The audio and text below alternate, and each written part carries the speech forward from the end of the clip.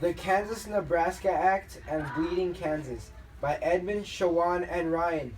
Period 4. On May 30th, 1854, the Kansas-Nebraska Act was introduced to Congress.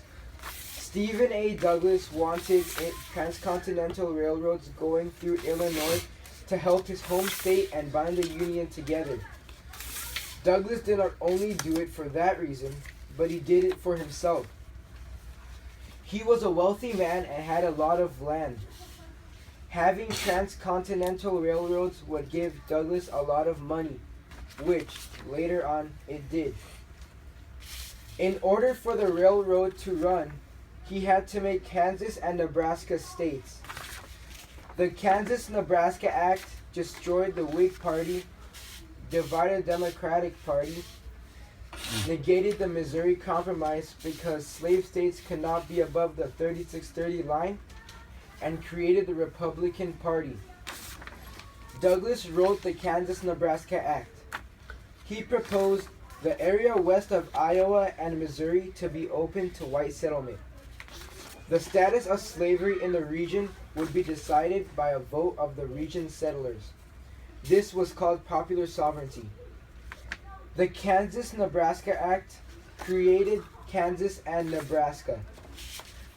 Kansas and Nebraska would be the first territory to put popular sovereignty to the test. Pro and anti-slavery activists from Missouri quickly flooded Kansas with the intentions of influencing popular sovereignty vote. These people were called border ruffians. They were carrying guns, so no one could do anything to stop them. Anti-slavery forces were upset because the Southerners cheated. They set up their own government in Topeka. They set up the town of Lawrence too.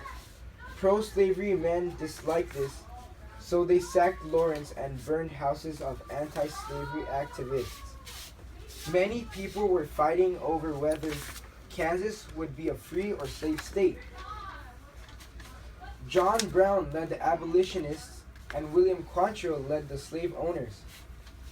Kansas had two different governments at one point, each with its own constitution. On May 30th, 1855, Kansas held territorial elections and pro-slavery won, and that made life difficult for anti-slavery activists. In the Senate, Senator Charles Sumner talked bad about pro-slavery activists and A.P. Butler. Preston Brooks, his relative, felt that he needed to defend Butler's honor, so he started beating Sumner with a cane, nearly killing him. John Brown heard about the sack of Lawrence and thought abolitionists died, so he got revenge by killing 5 pro-slavery activists. This was known as the Potawatomi Massacre, and from then on, Kansas was known as Bleeding Kansas.